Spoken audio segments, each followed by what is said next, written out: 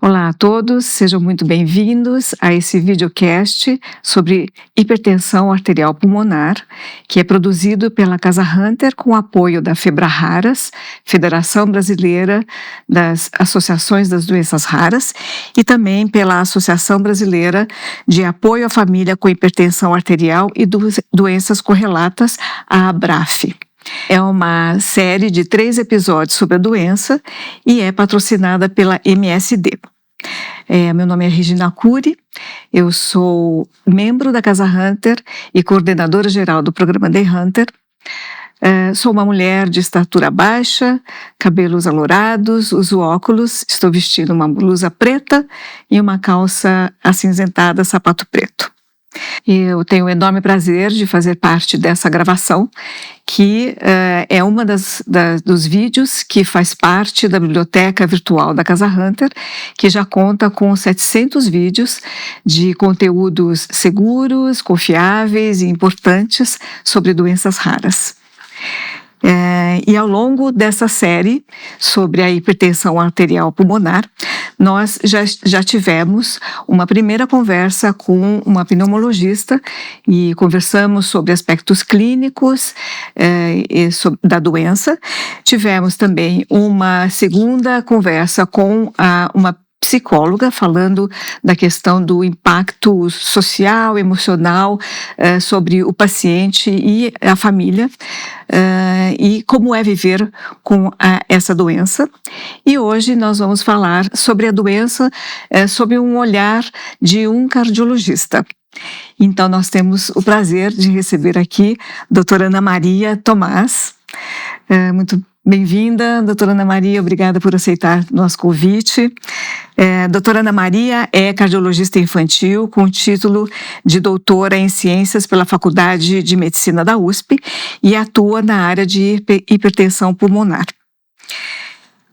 Doutora Ana Maria, sua participação é fundamental para a gente entender agora quais as consequências de uma doença que é pulmonar para a saúde do coração, né?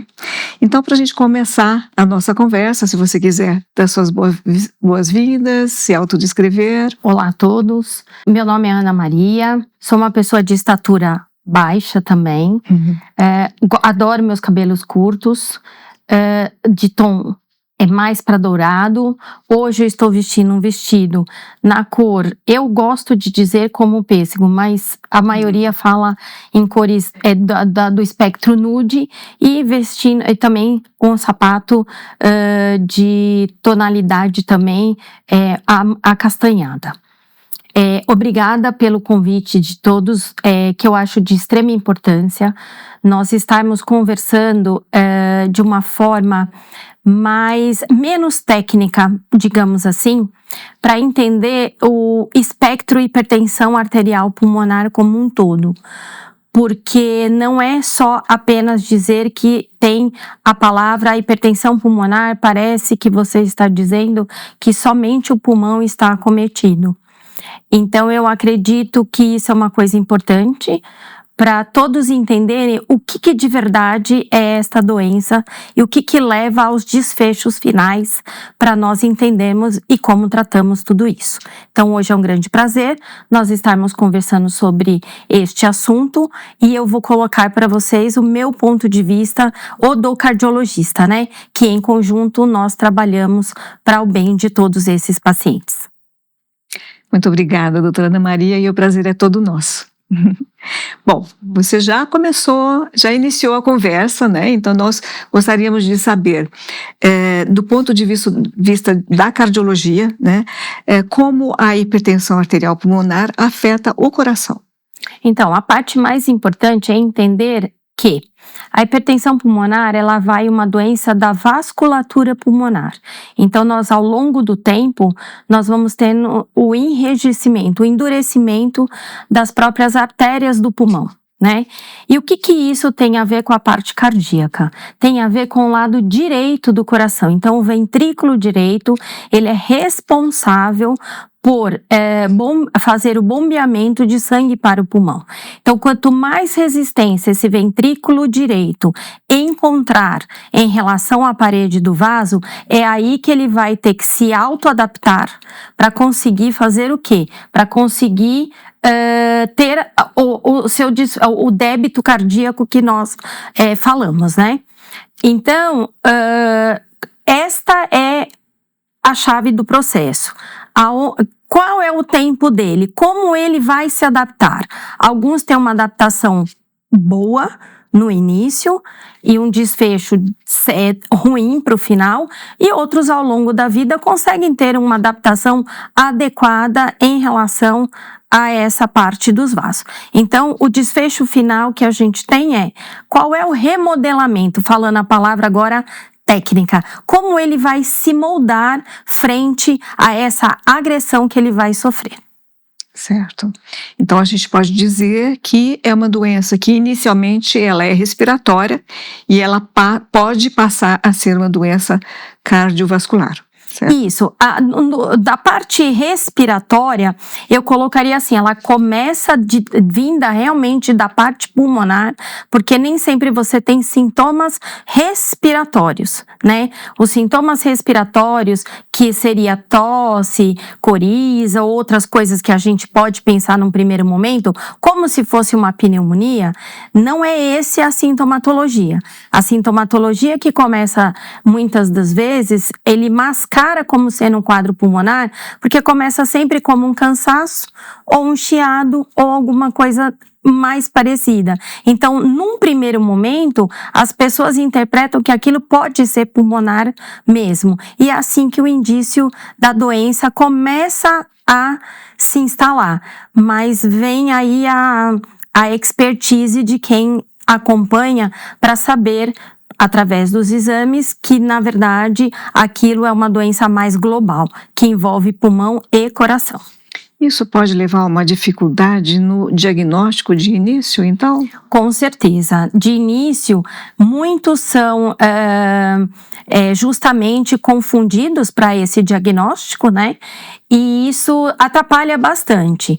Mas dos últimos tempos, principalmente da última década para cá, nós podemos dizer que a informação tem chegado de uma melhor qualidade, a formação também tem sido voltada para isso, né, uma doença mais rara, e isso em ótimas faculdades, né, principalmente que nós temos os alunos, é um assunto bem comentado, né, então todo mundo que já viu alguma vez na vida falar sobre a doença, quando começa a ter alguma coisa muito parecida, já lhe chama a atenção. Então isso hoje já está mais voltado para o lado de uma perspectiva melhor do que nós tínhamos, principalmente há 15 anos atrás, né? Onde a doença tinha um diagnóstico muito difícil de ser feito, confuso em relação à parte respiratória e à parte cardiológica, e a grande maioria não chegava a ter o seu diagnóstico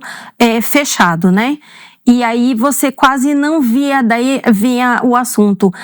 Quase não se vê essa doença. E por que hoje nós estamos vendo mais?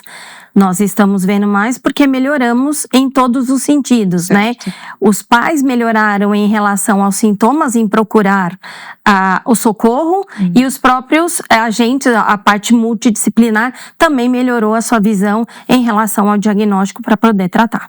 Que ótimo, né? Certo. E o cardiologista, como é que ele avalia a hipertensão arterial pulmonar e os riscos do paciente?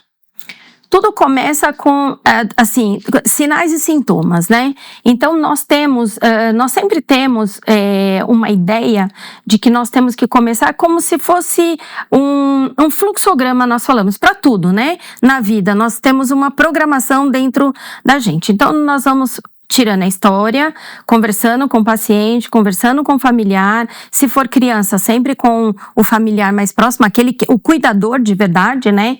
A gente costuma dizer o cuidador, porque hoje é muito comum a mãe não ser a cuidadora principal.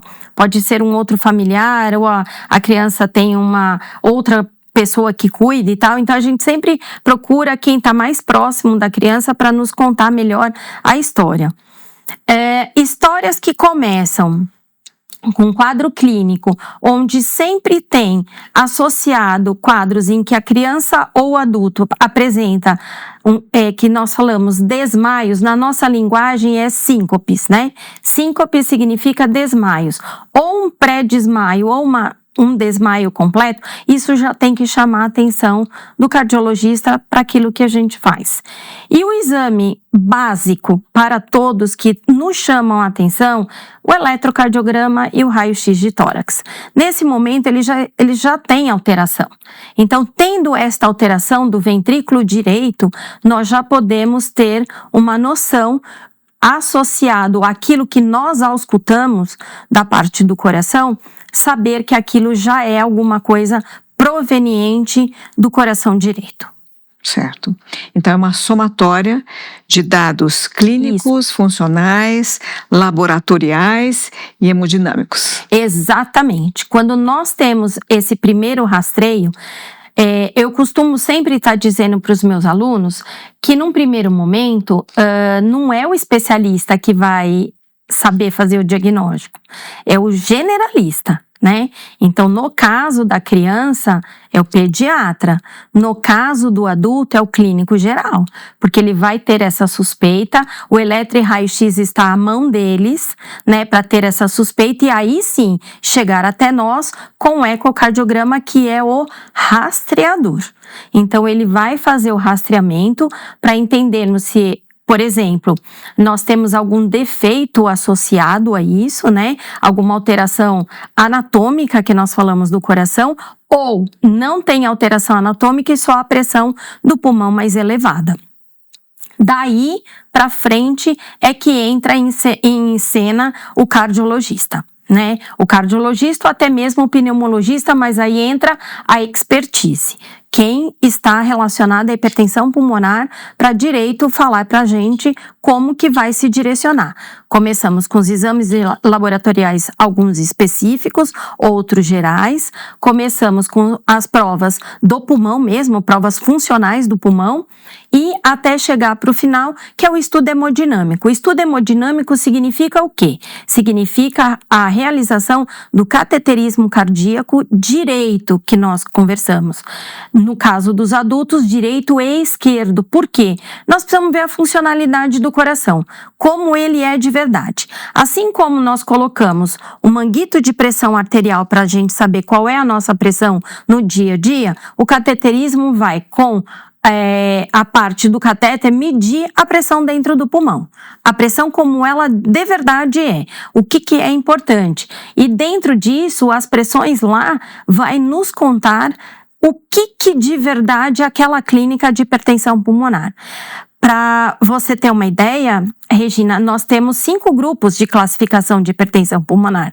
Então, nós precisamos de verdade saber em que grupo eu vou colocar aquele paciente para de verdade instituir o tratamento correto. Porque não adianta eu dizer que é só hipertensão, a hipertensão pulmonar, como geral. A hipertensão arterial pulmonar é aquela onde nós vamos medicar, onde tem a medicação específica, o tratamento específico. E hoje ela se localiza, nós temos ela classificada no grupo 1. Então, todos esses manejos para o diagnóstico dão diretrizes para os processos terapêuticos. Exatamente, é tudo isso. Nós temos que ter todo esse processo anterior, por isso que muitas das vezes a não suspeita, a demora em chegar em serviços especializados, e você já tem um pedaço de tempo que você precisa utilizar para fazer todos esses exames,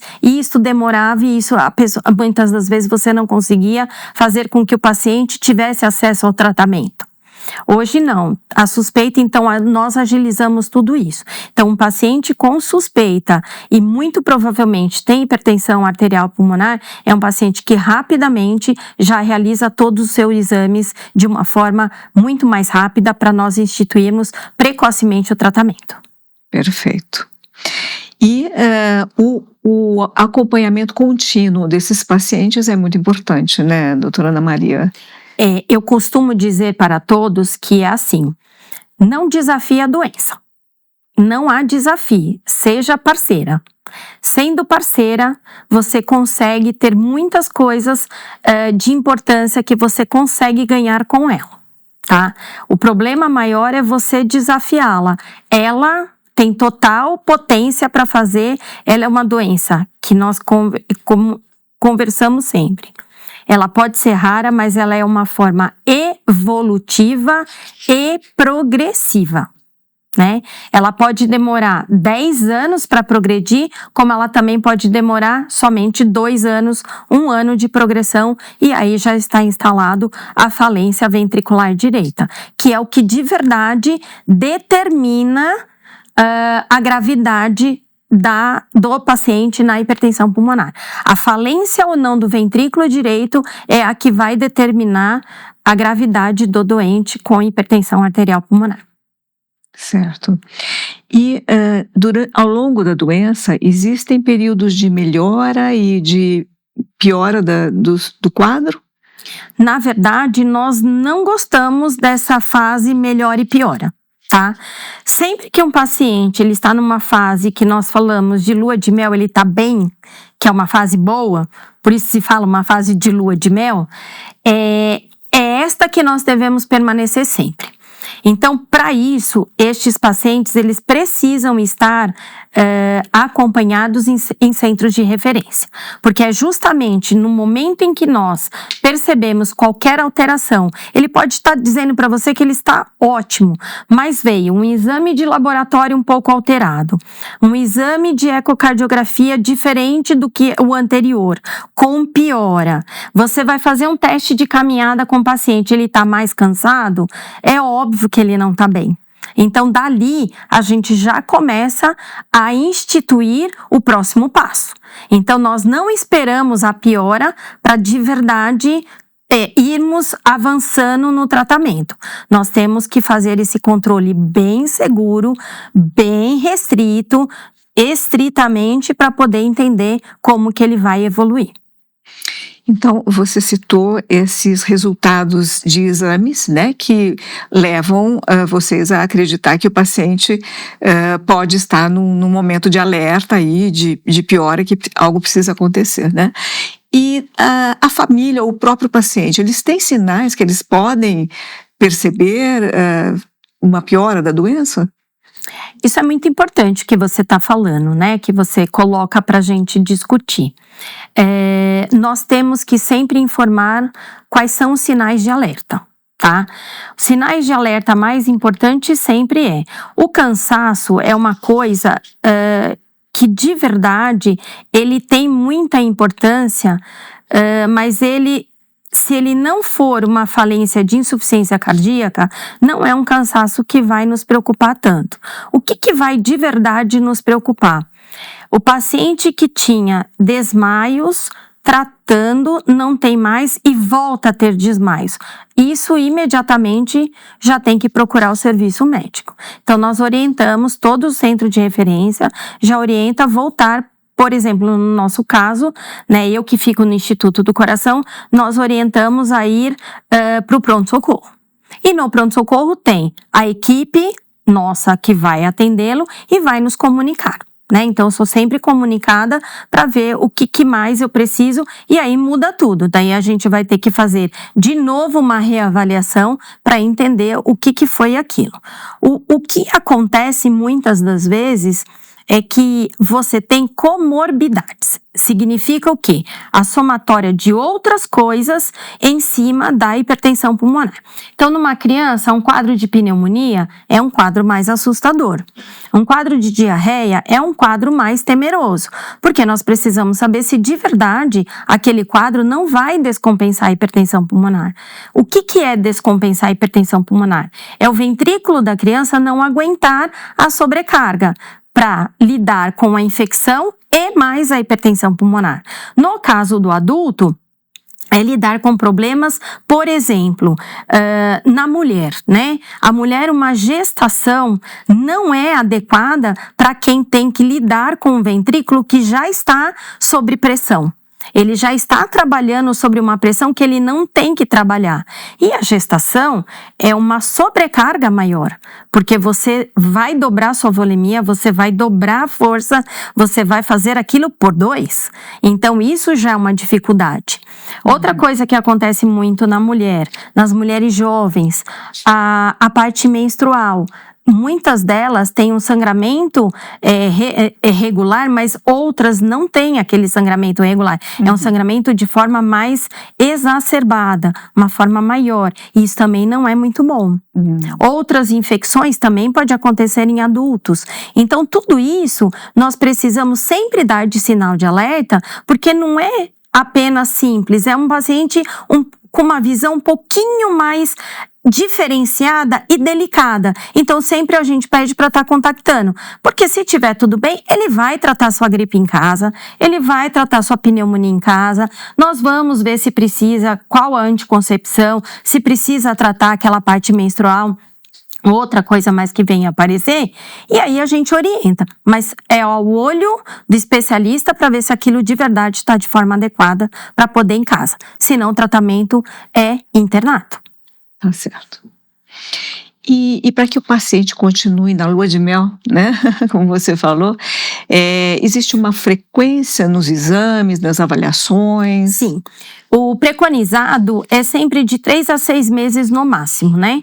Então, nós temos sempre que nós, de acordo com as diretrizes, tanto os nacionais como as internacionais, nós temos que fazer a estratificação de risco. Né? Então, estratificar o risco significa eu dizer para você, hoje ele continua num risco baixo da progressão da doença e vir a ter alguma coisa tipo a falência ventricular direita. Então, nós sempre vamos procurar haver isso de uma forma que esteja tudo bem. Então, ele vai sempre vir com exames de sangue, né, para nós vermos. Tem toda uma série que nós pedimos, né, de 3 a 6 meses. Vai vir sempre preparado para fazer o teste de caminhada. E aqui nós temos sempre um detalhe para o teste de caminhada. Se teve um resfriado, se tomou vacina, não ficou bem, se teve alguma intercorrência, nós não fazemos naquele momento, mas logo em seguida já marcamos um retorno para estar fazendo quando o paciente estiver melhor, para não ter nenhum viés de informação, nenhuma coisa que nós vamos interpretar que naquele momento ele não está adequado para fazer o exame. O ecocardiograma precisa sempre estar atualizado e nos pacientes mais adultos nós temos o controle via cateterismo, né? Para nós entendermos se aquilo de verdade está indo de forma adequada ou não. A criança é mais difícil nós ficarmos repetindo o cateterismo justamente por um problema único e exclusivo. Ela não faz sem anestesia geral. E a anestesia geral é um dos fatores grandes de complicação para a própria hipertensão pulmonar. Aliás, a anestesia geral para a criança é um fator, né, de maior gravidade, confusão e complicações que nós temos na fase infantil. Então, precisa ser sempre no centro especializado, internado, pode ter intercorrência e a intercorrência vascular, né, porque vai pegar sempre um acesso venoso, né, para a gente pegar uma veia ou uma artéria para puncionar. Então, isso também tem um risco de acidentes de punção. Então, na criança, nós evitamos mais essa parte hemodinâmica. No adulto, nós já não economizamos tanto para nós entendermos, principalmente naqueles que nunca saem, na verdade, assim, nunca ficam no baixo risco. Por que ele nunca fica no baixo risco? Se nós estamos medicando. Se nós estamos dando aquilo que achamos que está indo tudo bem. Se ele não está, é porque algo diferente está acontecendo. Ele não move, a pressão não baixa, o ventrículo não está bom. Então, tudo isso é importante para nós avaliarmos. Ou seja, parâmetros que nós devemos deixar sempre muito tranquilos em nosso alcance para a gente saber que tudo está indo bem. Certo. Então, sempre atento, sempre em acompanhamento, né? Exatamente. Bom, agora entrando na questão do manejo medicamentoso, né? Certo. Sobre as opções terapêuticas, ou seja, monoterapia, combinação medicamentosa, intensificação do tratamento. Você poderia nos explicar o que são essas opções e quando elas são utilizadas? Sempre no diagnóstico que nós temos hoje da hipertensão pulmonar, primeira coisa foi aquilo que nós conversamos lá no início da nossa fala, né? Nós entendemos em que grupo esse paciente se encontra. Então, o grupo da hipertensão arterial pulmonar é o grupo 1, é o grupo que vai receber realmente o tratamento específico para a hipertensão pulmonar, né? Hoje, nós ainda não estamos no cenário brasileiro como nós gostaríamos de estar frente ao mundo, né, em relação à hipertensão pulmonar, por conta realmente das opções medicamentosas que nós podemos ter.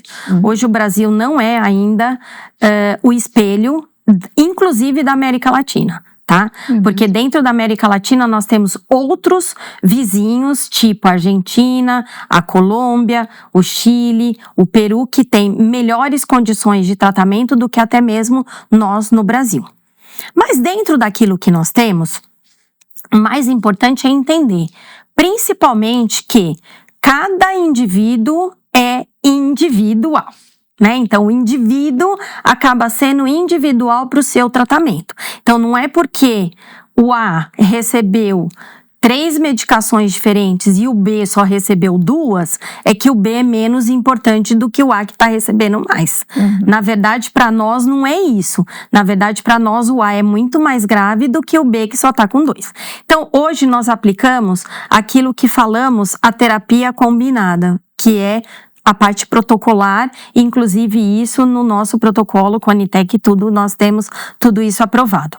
Antigamente, muito antes de termos acesso aos medicamentos, e na verdade é termos medicamentos para isso, teve uma era que nós não tínhamos absolutamente nada. A expertise tratava com o que tinha entre diurético, anticoagulante e a insuficiência cardíaca.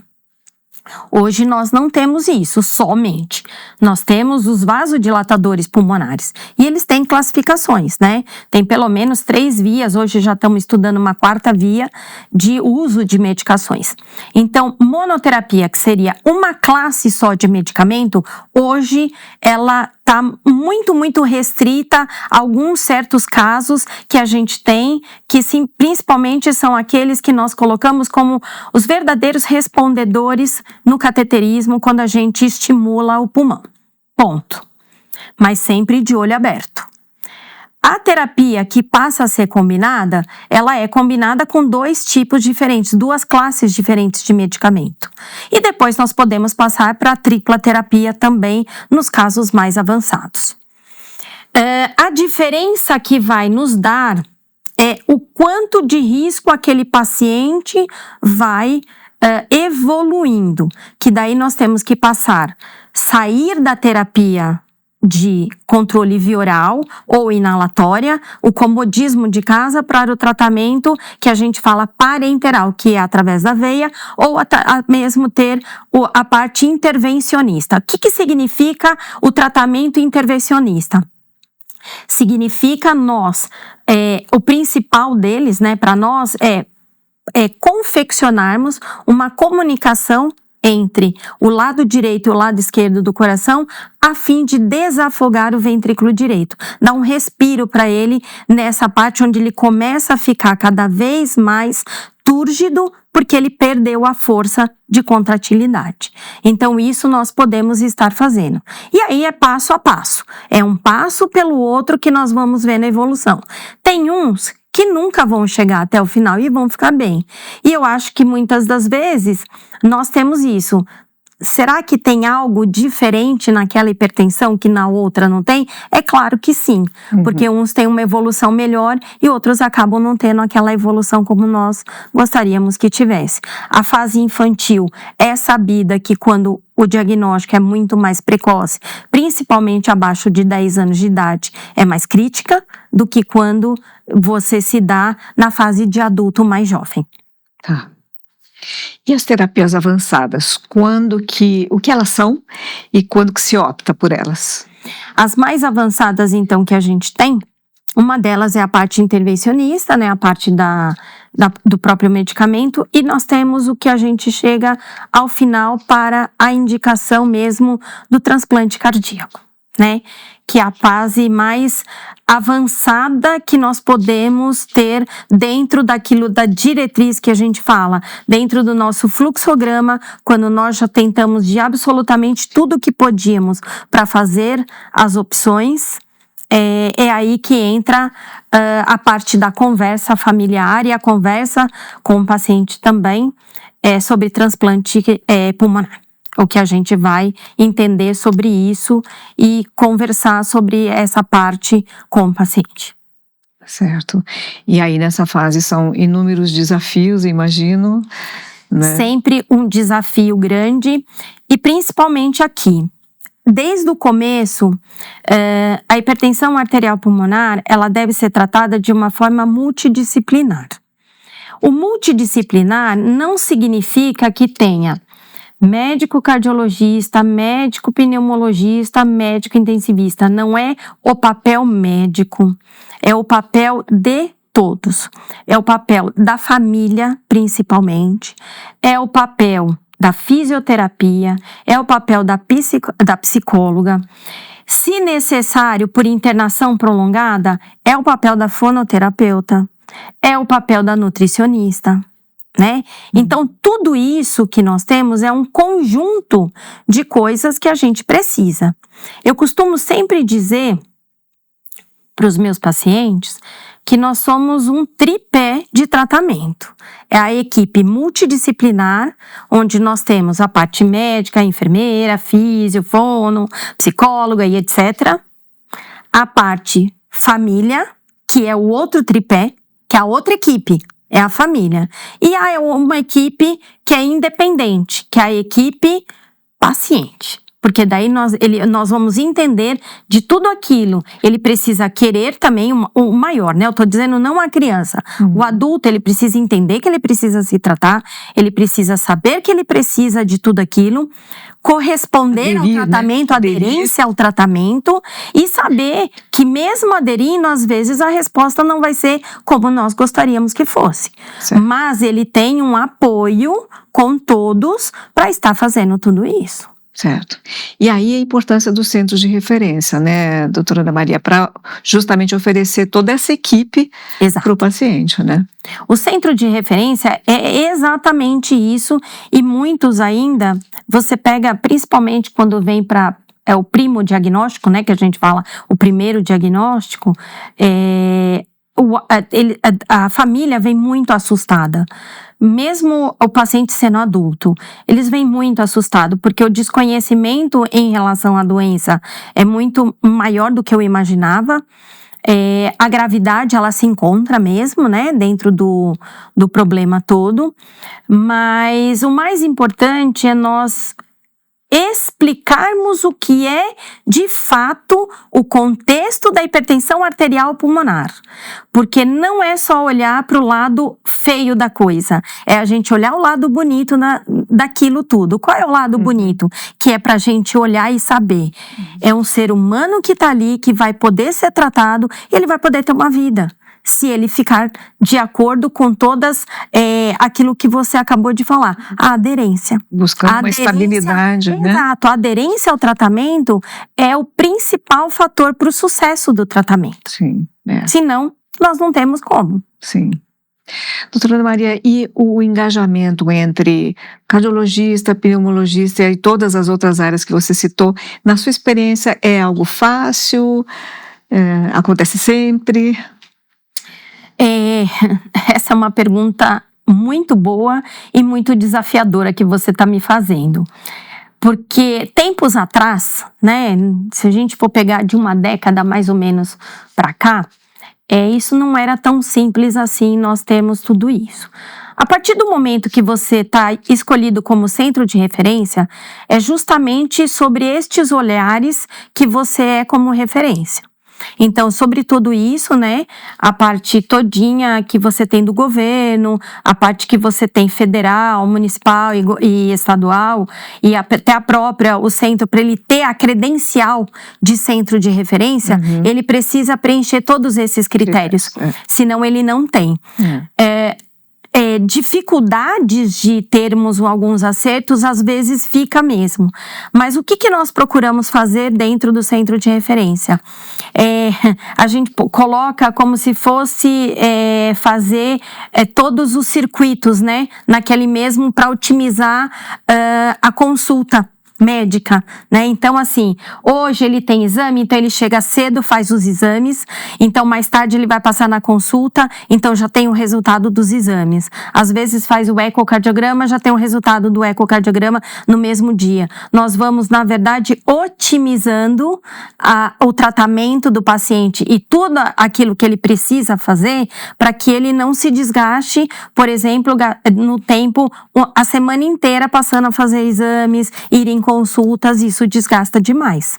Então, o centro de referência é justamente para isso, para engajar aquele tratamento numa disponibilidade e fazer tudo, concentrar tudo, não só no mesmo lugar, mas fazer com que todas as possibilidades terapêuticas que a gente precisa e o multidisciplinar seja atendido de uma forma mais coesa, né? Uma forma mais robusta, mais a gente aproveitar o tempo. E permitir que a equipe trabalhe de uma forma interdisciplinar, né? Exatamente, interdisciplinar. Se eu suspeitar, por exemplo, que tem alguma coisa que o pneumo precisa ver, o pneumo X é da minha equipe, então X, tá acontecendo isso, eu preciso que você veja. Ele olha na agenda, não, dá para eu ver agora, dá para ver daqui a pouco. Quando ele volta com você, precisa ser urgente? Precisa não ser urgente? Se não for urgente, quando que ele volta com você? Então, quando ele voltar, eu agendo comigo também. Então, é essa conversa que nós precisamos ter. A mesma coisa com a psicóloga, a mesma coisa com o laboratório e assim vai. Exatamente. Doutora Ana, e você falou de avanços que já aconteceram no tratamento, no diagnóstico da hipertensão arterial pulmonar e pensando mais para frente agora, o que você prevê, o que você vê de avanços promissores aí para o futuro? Isso é muito bom porque quando eu comecei a fazer a hipertensão pulmonar, estava muito ainda no papel, né, dizer que, olha, tem uma medicação que está começando a entrar no mercado, que é uma perspectiva para tratamento, né? Se eu pegar a Ana Maria daquela época e colocar na Maria de hoje, com certeza, hoje, a minha perspectiva, por se tratar da parte infantil, é muito melhor do que eu tinha há 20 anos atrás, por exemplo. Né?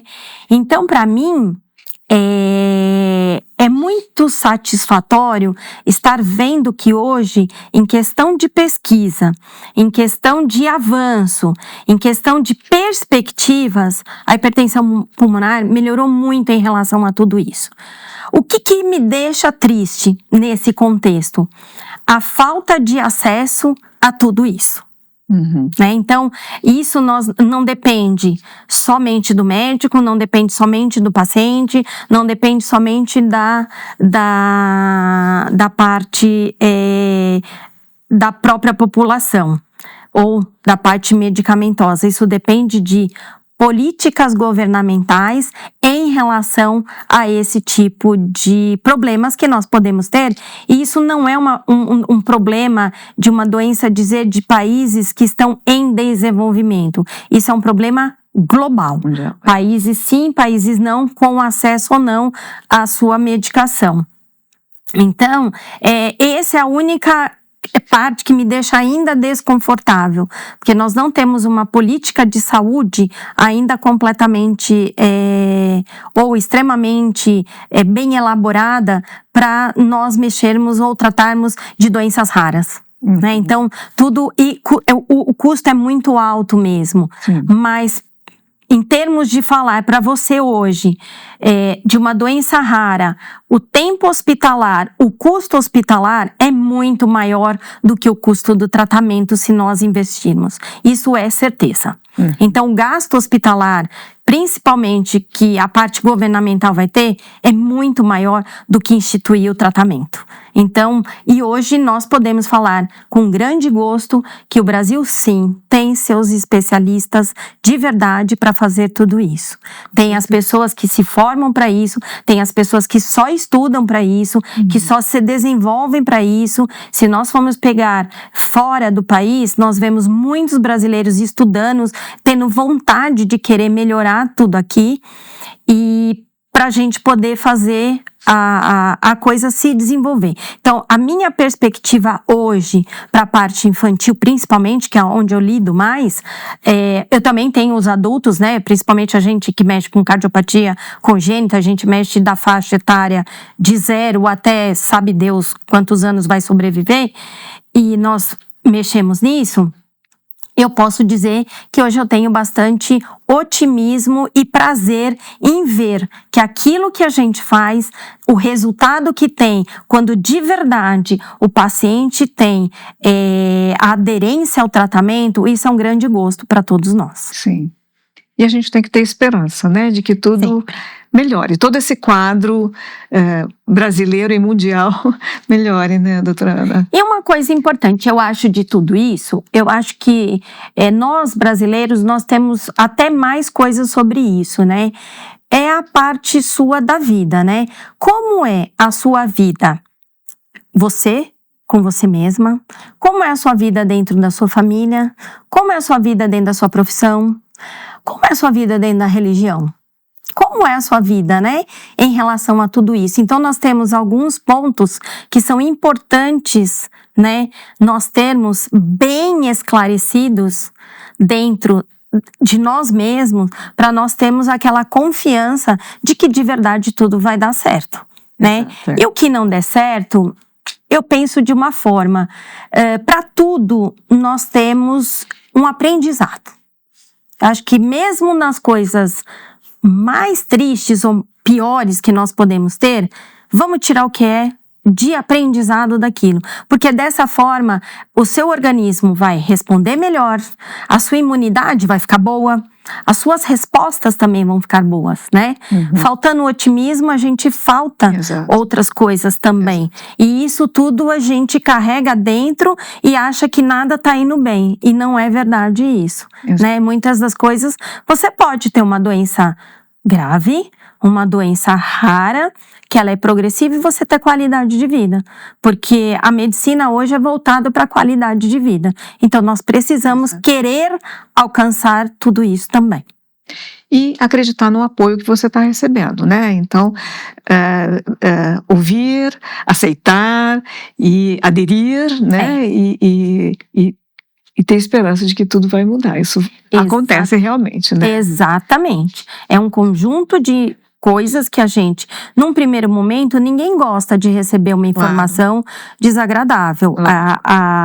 Uma resposta sobre uma doença como essa... Que pode impactar na sua vida toda. Exatamente, que impacta para a sua vida, como qualquer um pode receber qualquer outro diagnóstico, né? Mas aquilo é um ponto de partida para você poder, de verdade, falar: eu quero mudar, sim, tudo isso, o rumo do que vai poder ser da própria doença, mas viver com qualidade. Eu acho que o mais importante para o ser humano hoje é ter essa perspectiva, ter qualidade de vida. Exato. Independente da parte social, independente da parte financeira, independente do que você fez ou deixou de você fazer, eu acho que você tem que começar a quebrar suas frustrações e você precisa ver sempre de um modo melhor. Ah, mas ela fala de uma forma que ela não tem cara de quem nunca passou nada mais importante.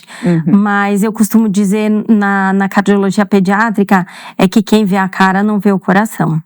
Então, muitas das vezes, a gente tem que se mostrar bem, né? Pra gente saber que as coisas precisam estar importantes. E o que eu aprendi, né? Dentro de casa e toda a minha família, né? Mesmo sendo religiosos, o que eu aprendi é: você vai fazer lá fora o seu melhor, porque você se formou, você quis fazer isso, não é? Então, Deus cuida do resto pra você. Então, vamos fazer o que você pode, o que está na sua mão, você faz. E o resto, o restante vem. Maravilha. Bom, doutora Ana, você trouxe aspectos da cardiologia e muito mais, né? Você fechou, inclusive, com chave de ouro, né, doutora Ana? Bom, além de tudo isso que você já nos trouxe, de grande importância, você gostaria de deixar alguma mensagem para pacientes, familiares, profissionais, colegas? O que eu sempre assim, eu gostaria uma coisa que eu sempre falo, inclusive sempre para os meus alunos, que a hipertensão arterial pulmonar, para mim, né, no meu trajeto, e é isso que eu falo para eles, sempre foi uma coisa bastante difícil, não foi uma coisa tão simples e fácil. Estudar hipertensão pulmonar, em primeiro lugar, não é tão prazeroso como determinadas outras coisas para a gente estudar. É uma coisa complexa, você precisa entender muitos outros detalhes, juntar pedras, né, de um quebra-cabeça. Mas eu acho que, no fim, o prazer que nós temos, e é isso que eu acho que o médico tem que sentir de verdade, não é só tratar, não é a palavra tratar, eu acho que é a palavra cuidar, tá? Diferente de tratar, é cuidar. E o maior prazer que eu principalmente tenho em relação à hipertensão pulmonar é que eu tenho um paciente que começa de um modo e ao longo do tempo eu vejo ele de outro modo, né? Mostrar para ele que ele pode, mostrar para ele que ele tem a confiança. Então, acho que isso é se apegar ao seu médico, saber de verdade a confiança e ele te dá essa confiança para você poder seguir em frente. É como se alguém chegasse para você e te desse a mão e te ajudasse a caminhar, né? Então, acho que nessa trajetória, o nosso objetivo e o nosso compromisso é isso, ensinar a caminhar. Então, mais do que tratar, nós não estamos só para tratar, nós estamos mais para cuidar, e não cuidar só daquele setor chamado coração, no meu caso cardiologista, é o setor indivíduo, né? Aquela pessoa, eu tenho A, eu tenho B, eu tenho C, eu sei o que cada um tem de especial e que eu preciso mais de ter atenção. Então, isso é importante para todos eles. Bom, e nós torcemos, doutora Ana Maria, que todos os pacientes tenham a sorte de encontrar um profissional assim como você e sua equipe. E então, eu agradeço muito, muito a sua participação, foi ótima, super esclarecedora, suas informações foram realmente muito importantes. Eu também tenho que agradecer porque ao longo dos anos e ao longo do tempo, é importante sempre a gente passar como nós temos, né? A minha avó passou para minha mãe, que passou para mim e assim vai, né? Eu acho que na medicina nós também temos isso. Eu já tive meu momento jovem, eu já tive um momento em que a gente tem a grande ascensão da vida acadêmica, a vida profissional, né, da sua fase, e aí tem a fase que você vai chegando no seu platô. Esta é a fase em que você tem que passar para os outros tudo isso. Então, essas conversas, elas são muito importantes, porque quando nós amadurecemos na profissão, é a hora que nós temos que falar. É a hora que nós temos que ensinar os mais novos, mostrar o que é possível. Por quê? Porque de tudo aquilo que você já viu, você já sabe o que pode, o que não pode, o que deve, o que não deve, o que é mais importante para tudo isso. E a gente tem que ser, em alguns momentos, nós precisamos ser sim o espelho para alguém, né? Alguém precisa ver algumas coisas boas no que a gente tem. Não um espelho ao contrário, porque isso também existe em qualquer profissão. O espelho bom e o espelho que não é bom. Então, a gente também tem isso em qualquer profissão. E eu acho que o importante quando você está, principalmente, num centro de referência associado a um hospital-escola, é você ter como modelo algumas coisas que dão certo. E aí você passar para frente, e aí você cumprir o seu papel perfeito ao longo da sua carreira. Exatamente. Bom, doutora Ana Maria, então a gente vai chegando ao final aqui.